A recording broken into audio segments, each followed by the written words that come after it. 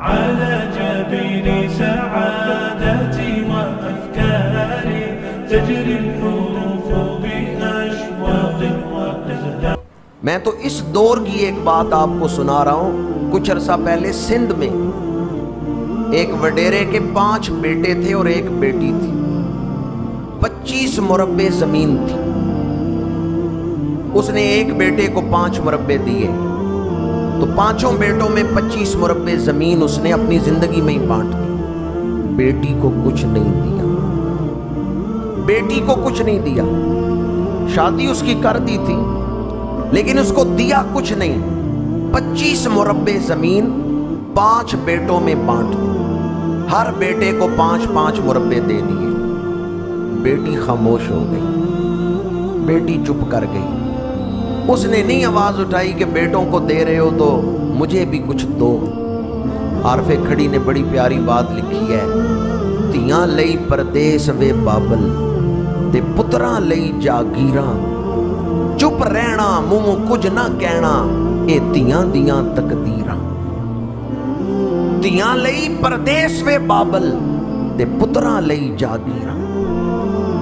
وہ وڈیرا جس نے 5-5 مربع ہر بیٹے کو دیے تھے، جب وہ فوت ہوا، نماز جنازہ تیار ہے، صفیں بن رہی ہیں، اس کا ایک قرض خواہ آ گیا.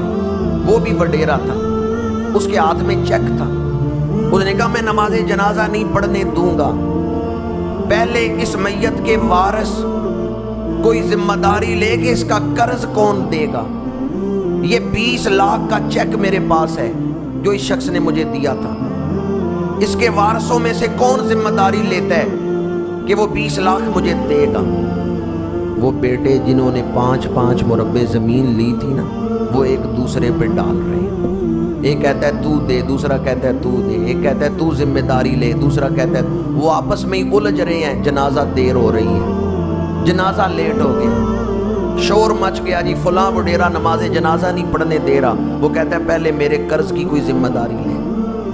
بچی کو پتا چلا، بیٹی بھی آئی ہوئی تھی باپ کے مرنے پہ. اس کو پتا چلا کہ فلاں شخص نے میرے باپ کی نماز جنازہ رکوا دی ہے. وہ دوڑی دوڑی آئی اور اس نے آ کے کہا میرے پاس پیسے کوئی نہیں، ایک مکان ہے میرے پاس، میں نے اپنے خامن سے مشورہ کر لیا ہے، میرا مکان لے کر بیچ لو. یہ 50 لاکھ کا مکان ہے، 20 لاکھ تم لے لو، 30 لاکھ مجھے دے دینا، میرے باپ کی میت کو آزاد کر.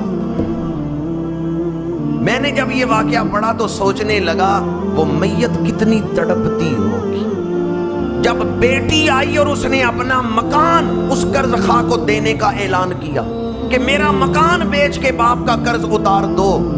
اس وقت میت کی روح کتنی تڑپتی ہوگی، میری بیٹی تجھے تو میں نے حق دیا ہی نہیں تھا اور تو میرے قرضے اتار رہی. تجھے تو میں نے حق دیا ہی نہیں اور تو میرے قرضے اتار رہی.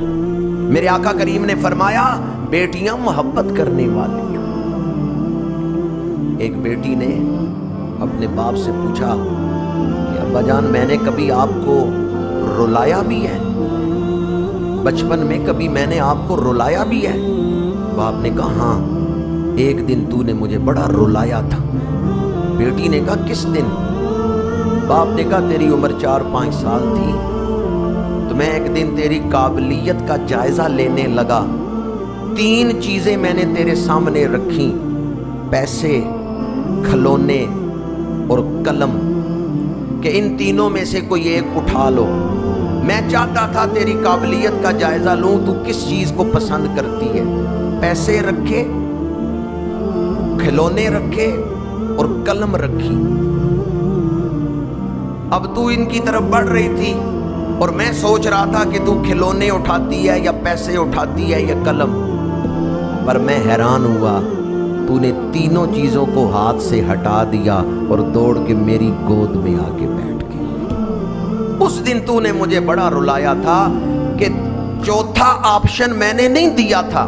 میں نے 3 چیزیں ہی تیرے سامنے رکھی تھیں پر تو نے تینوں کو اٹھا کے کہا میں ان سے بڑھ کر اپنے باپ سے محبت کرتی ہوں. حدیث پاک میرے آقا کریم نے کیا فرمایا؟ بیٹیوں کو برا نہ سمجھو، بیٹیاں باپ سے محبت